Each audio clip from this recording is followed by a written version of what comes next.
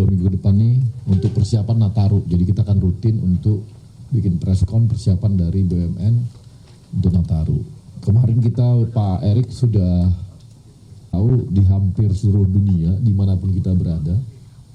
Sekarang ini peak-peaknya semua penerbangan dan namanya holiday.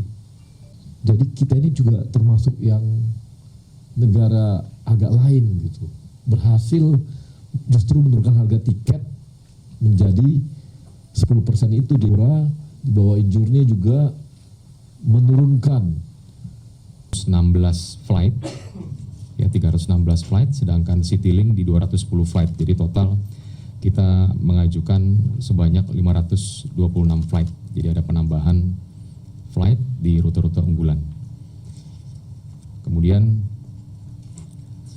kami sampaikan juga, ini mungkin izin Bang Arya mungkin kita colong sedikit sebelum nanti pertanyaannya semakin memanas, kami menyampaikan dulu di sini. Jadi memang kapasitas produksi kita ketahui bersama bahwa tadi Bang Arya juga sudah menyampaikan, kita memang perlu untuk penambahan jumlah pesawat, dan kami sampaikan kabar gembira bahwa di Garuda Indonesia nanti satu pesawat sudah datang, saat ini sedang dalam proses painting dan juga refurbishment interior pesawat.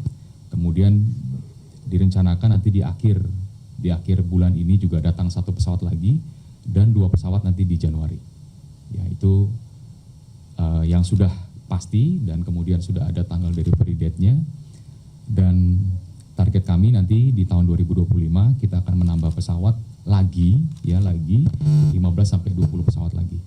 Ya, tentunya ini membutuhkan kerjasama, komunikasi dan koordinasi dengan kementerian-kementerian terkait, dan kalau memang sudah ada jadwal kedatangannya dan juga apabila ada acara seremoninya pasti akan kami undang rekan-rekan media. Mungkin itu yang dapat kami sampaikan, Bang Arya. Terima kasih. Baik teman-teman, kan tadi udah lihat ya, keren banget ya bandaranya. Nanti jangan nginap di bandara ya. Baru mau dulu ya, pertama soal ini konfirmasi untuk yang diskon PJP 2U sama PJP 4U itu di seluruh bandara. Wajar juga ada periode-periode tertentu kita menurunkan harga, kan wajar aja. Jadi bukanlah langsung wah ini lossnya sekian, nanti berita kamu udah tahu saya tuh. Wah akibat ini lossnya sekian, enggak. Tahu tuh saya kan. Enggak. Kita pokoknya ada namanya periode-periode tertentu, wajar saja sebuah perusahaan ataupun apapun namanya korporasi itu memberikan harga yang baik untuk pelanggannya gitu. Jadi malah kita sangat support yang namanya kebijakan Pak Prabowo. Ini seperti yang kita katakan tadi, ketika semua negara kemanapun Anda pergi pasti naik harga, justru kita yang turun. Ini kan bagus ya untuk supaya masyarakat Indonesia itu banyak yang bisa liburan dan harus lihat efek ekonominya ke daerah. Jadi lihat dari sisi itunya.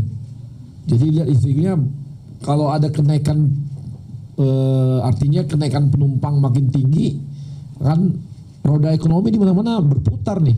Yang tadinya mereka mungkin karena harga mungkin agak naik pada saat liburan, biasanya mereka naik akibatnya mereka mungkin liburannya 3 hari.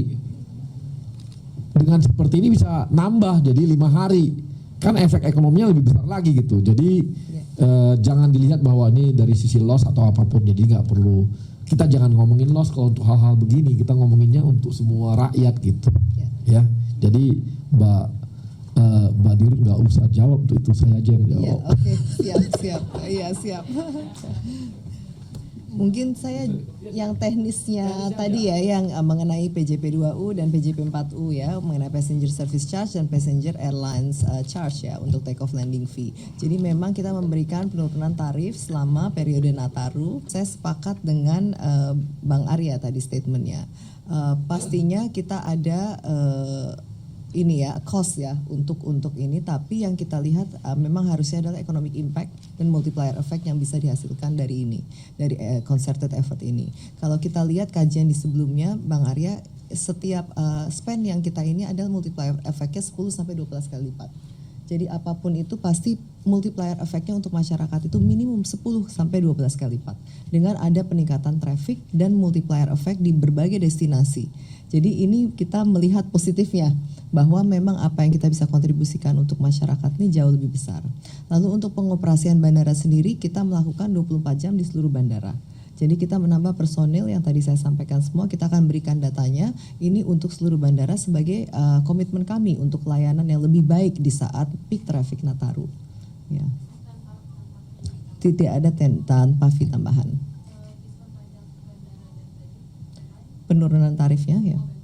Di semua bandara, betul, di semua bandara ekonomi ya, kelas ekonomi. Kelas ekonomi, betul. Penerbangan domestik. Domestik tidak, domestik ekonomi selama periode Nataru itu di penurunan tarif. Ya, ya. Baggage claim ini termasuk dari salah satu transformasi proses. Jadi mohon agak siang ini agak bersabar sedikit. Saya komitmennya mungkin tidak bisa 15 Desember, tapi di Maret kita harapkan sudah ini terrealisasi karena ini memang again ini stakeholder di bandara dan semua pihak ini sangat banyak ya, sehingga kita harus memanage ini semua di belakang layar di mana kita ada Kementerian BUMN, Imigrasi, Bea Cukai dan Keperhubungan dan ini adalah untuk first back, last back, komitmen kami adalah 20 sampai 40 menit ke depannya. Dan ini kami sedang melakukan effort yang sangat luar biasa di IAS, salah satu anak perusahaan kami, Engineering Aviation Service, untuk mengganti majority of equipment untuk membuat ini semua lebih cepat. Dan juga mengatur dari sisi airside flow. Karena memang airside ini yang menjadi agak bottleneck untuk masuknya bagasi. Nah ini kita sedang melakukan airside transformation juga. Yang tadi saya tidak sampaikan, sebenarnya airside ini juga kita lakukan transformasi sehingga perjalanan dari pesawat sampai ke bagasi itu lebih cepat. Dan juga first bag, last bagnya ini kita bisa komit dengan SLA yang memang sudah kita tentukan. Baik, jadi kalau Garuda kontribusi tiket harga mahal, kayaknya dari dulu harganya Garuda tuh segitu-segitu aja loh. Karena ini kan tiket tarif batas atas ini kan dari 2019. Jadi dari dulu harganya udah segitu aja. Jadi tidak ada masa di mana Garuda harganya sangat rendah sekali, terus sekarang dalam 2 tahun tiba-tiba jadi tinggi sekali, tidak. Ya dapat saya sampaikan, jadi kalau ada wacana, ini jangan-jangan Garuda nih yang bikin harga jadi mahal, oh enggak. Garuda dari dulu posisinya di situ, Citylink dari dulu ya posisinya terus di situ. Justru tidak ada perubahan tarif batas atas ini ya kami mengerti karena ini akan semakin memberatkan masyarakat tentunya kan. Itu. Nah kemudian tadi pertanyaan yang berikutnya, mudah-mudahan ini tidak ditanya lagi ya masalah pesawat dana dari mana. Jadi saya sampaikan, mungkin Mbak Findri juga bisa melihat